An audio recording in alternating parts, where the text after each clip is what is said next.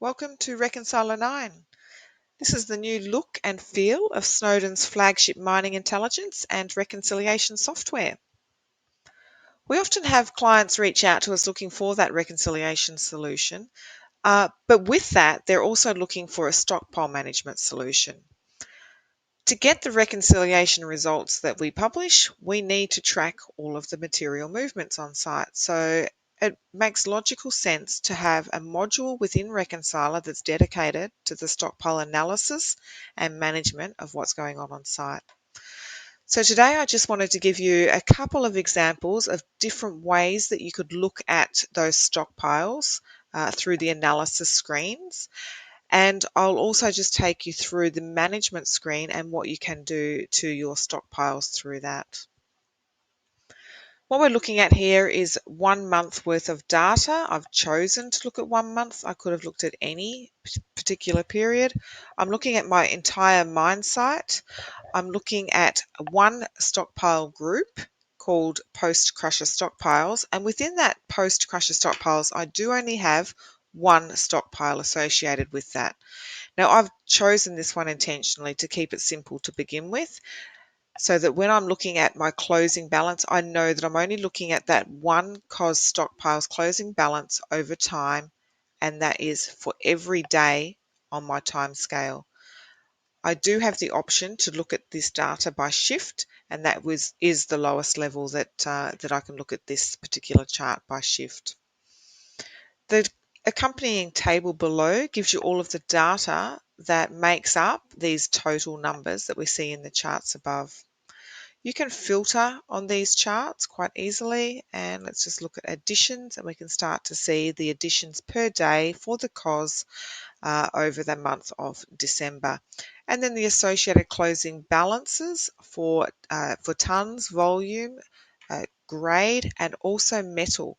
So that's really important to note that we carry the metal calculation for all of the movements all the way throughout Reconcilor. It's a tonnes, grade, and metal reconciliation solution. Another way to look at the stockpile data, and I do have pre-configured screens, as I said, is to look at a closing balance screen. So now what I've done is I've taken my stockpile group filter off, but I've said, okay, I'm now interested in looking at stockpiles that have a material type of high grade or medium grade assigned to them.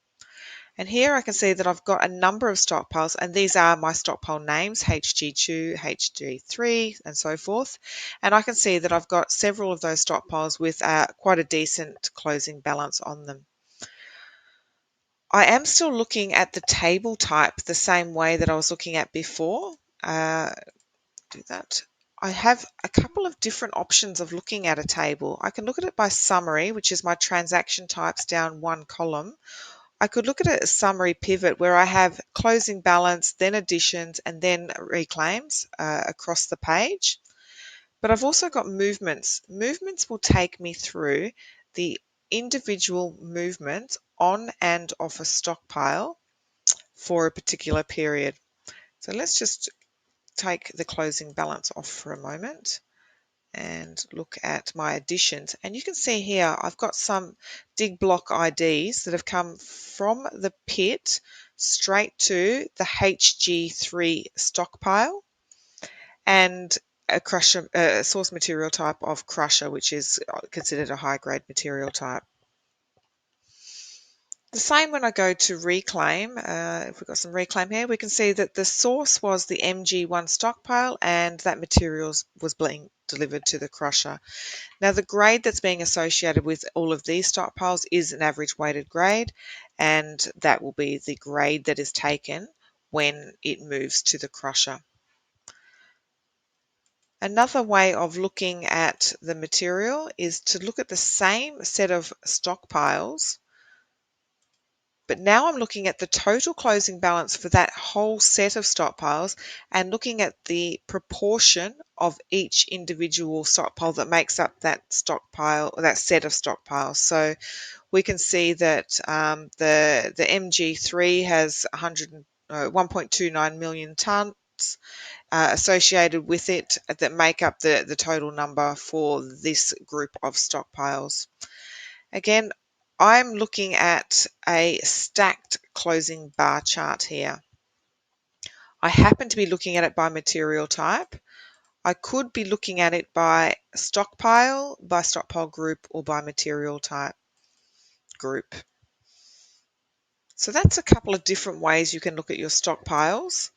Uh, there's You can turn tables on and off. You can have it just so that it's a chart only. You can change the measures on both axes. You can change the grades and maybe display all of your grades and metal in the tables. Lots of different ways of showing stockpile analysis for reporting, for just general analysis. I'll just take you through now to the management screen. So the management screen is just a way to manage your stockpiles. Okay. You won't be in here very often. It is just the options to edit, to delete, to set an algorithm. So you can change the modeling algorithm type at any stage, and also to make adjustments to the stockpile. It will give you a closing balance, not your grade, but your closing tons, volume, and obviously an SG density, so that you can make sure that that volume and tons equation is correct for any particular date and shift that you choose. I've chosen to sort my stockpiles here by the stockpile group. I didn't have to have that. I could have just had a straight stockpile list, or I could have had them sorted by material type. A few different ways there. If I go into one of these stockpiles and if I click on it, it will take me through to the Edit Stockpile screen, and this is where you can see how a stockpile is being set up. For material to be delivered to a stockpile, it must exist in Reconcilor. So you can either enter it in manually, or we can set it up so that it's a triggered new stockpile based on your haulage. I always suggest that it's something that's manually set up in Reconcilor, so that you can assign material types, you can assign lithology types, locations, you've got alternative names. If it had an opening balance already, you could assign the tons and the opening grade associated with that, and you do have the option to put a closing date and shift on a stockpile. If you do have a closing date and shift, Reconcilor will raise a haulage error to say that it's trying to deliver material to a stockpile that's already been closed. So that would need either rectifying in Reconcilor that it was a viable movement, or you would need to go back into your source system and make sure that you had the right destination on that movement. So hopefully that's just given you a really brief understanding of how you can see Reconcilor treating stockpiles, and just know that there's, like I say, there's many ways of showing stockpile movements on and off and closing balances within the software.